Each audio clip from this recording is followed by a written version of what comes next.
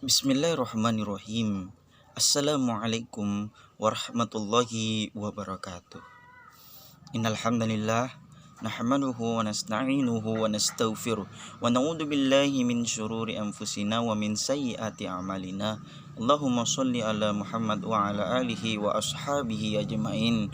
Pertama, marilah kita senantiasa bersyukur, memuja dan memuji hanya kepada Allah Subhanahu wa taala, karena sampai detik ini kita masih diberikan kesehatan oleh Allah Subhanahu wa taala. Kemudian tak lupa pula kita curahkan yaitu salawat kepada baginda Rasulullah Shallallahu Alaihi Wasallam.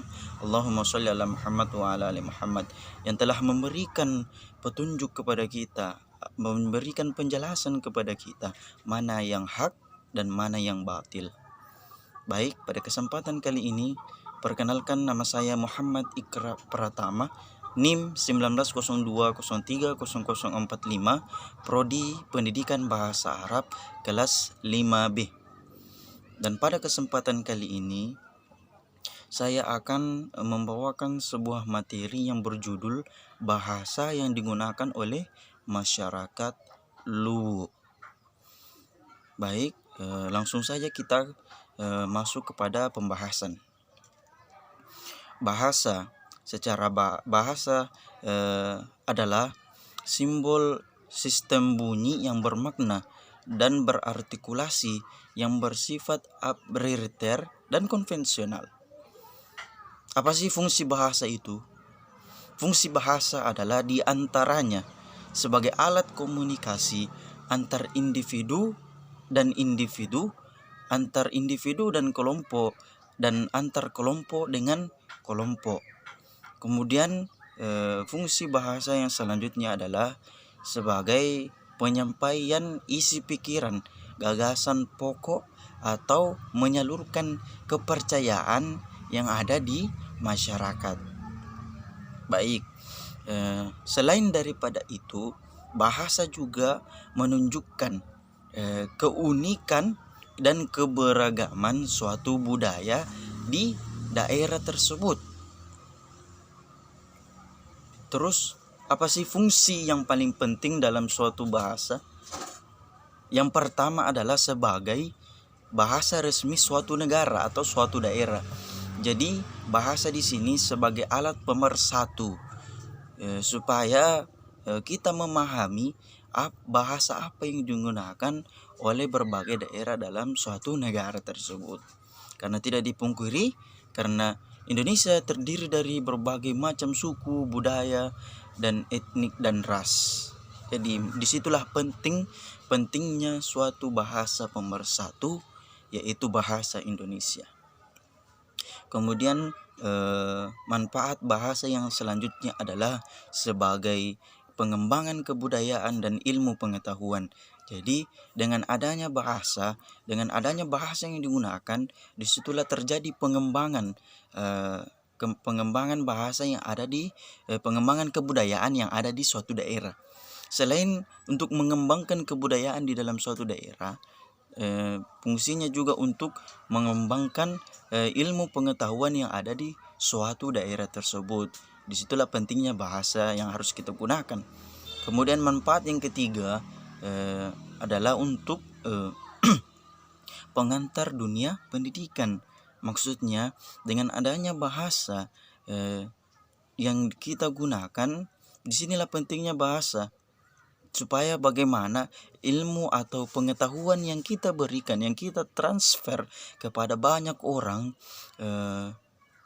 bahasa apa yang mereka pahami, dan itulah bahasa yang harus kita gunakan. Jangan sampai kita berbahasa terlalu tinggi, bahasa yang harus kita pelajari terlebih dahulu, bahasa yang kata-katanya tidak sering kita jumpai di suatu masyarakat. Disitulah terjadi kendala, ilmu pengetahuan tidak sampai kepada masyarakat. Baik, kemudian pada kesempatan kali ini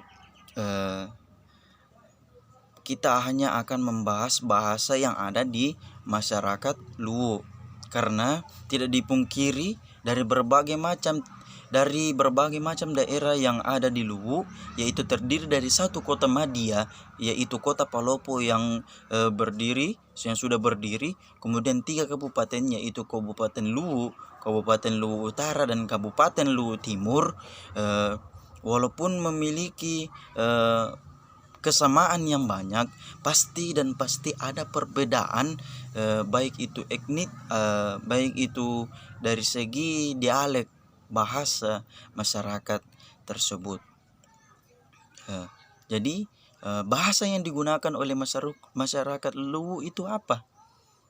Jawabannya adalah bahasa yang digunakan oleh masyarakat Luwu adalah dinamakan bahasa Tae.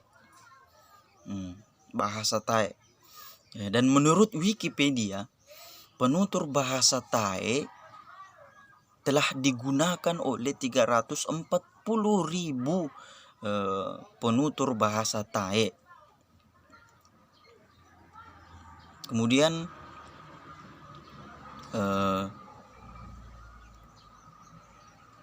adapun ragam bahasa Tae terdiri dari 3. Yang pertama adalah ragam bahasa intim atau akrab. Jadi bahasa ini digunakan untuk sanak keluarga atau keluarga dekat, teman sahabat yang dekat dengan kita. Contoh bahasa Tae yaitu lama leko raka lako tempe semuane, yang artinya mau kiga pergi ke sawah saudara. Ya. Kemudian ragam bahasa yang kedua adalah ragam bahasa penolakan. Jadi bahasa ini digunakan untuk menolak ketidaksetujuan atas gagasan, ide pokok, dan yang lain-lainnya, yang intinya adalah untuk menolak suatu pembahasan. Contohnya adalah teku murai lako pasa, yang artinya tidak maukah pergi ke pasar. Kemudian yang ketiga adalah ragam bahasa menurut status sosial. Jadi bahasa digunakan ini adalah dikarenakan memiliki kesamaan status sosial, baik itu ekonomi, sosial, dan yang lain-lainnya. Contoh bahasa menurut status sosial adalah natambaiki lako banuan na opu, yang artinya napanggil ki ke rumahnya opu.